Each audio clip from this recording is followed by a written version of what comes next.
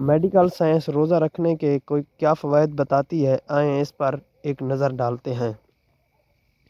جسم سے زہریلے مادوں کا اخراج ہوتا ہے، غذا کا کام دینے والے اجزاء کا انتظام شروع ہو جاتا ہے، کولیسٹرول کی مقدار کم ہونا شروع ہو جاتی ہے، دماغ تیزی سے کام کرنا شروع کر دیتا ہے، وزن گھٹنا اور چربی گھلنا شروع ہو جاتی ہے، جسم سے زہریلے مادوں کا اخراج۔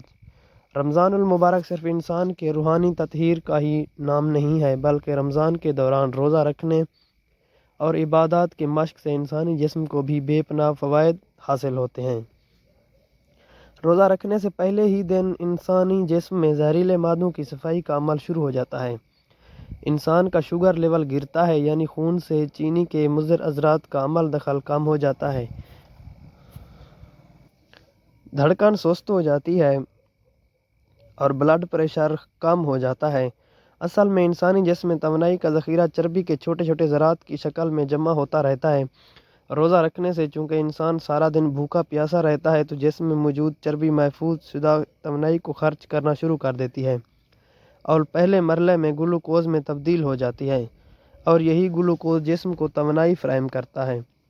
غذا کا کام دینے والے اجزاء کا انجذاب۔ روزہ رکھ کر جب ایک انسان 10 سے 12 گھنٹے بھوکا رہتا ہے تو سال بھر مصروف رہنے والے اس کا نظام ہضم رخصت مناتا ہے، جس کی اسے اشد ضرورت تھی۔ خون میں موجود سفید ذرات کی کارکردگی اور جسم کے قوت مدافعت میں اضافہ شروع ہو جاتا ہے، فاسد مادے اخراج ہونے لگتے ہیں، نظام ہضم پہلے سے بہتر انداز میں کام کرنے لگتا ہے، اور یوں جسم میں موجود غذا کا کام دینے والے اجزاء کے انجذاب کا عمل شروع ہو جاتا ہے اور وہ جسم کو پہلے کے مقابلے میں زیادہ توانائی فراہم کرنے لگتے ہیں۔ وزن گھٹنا اور چربی گھلنا۔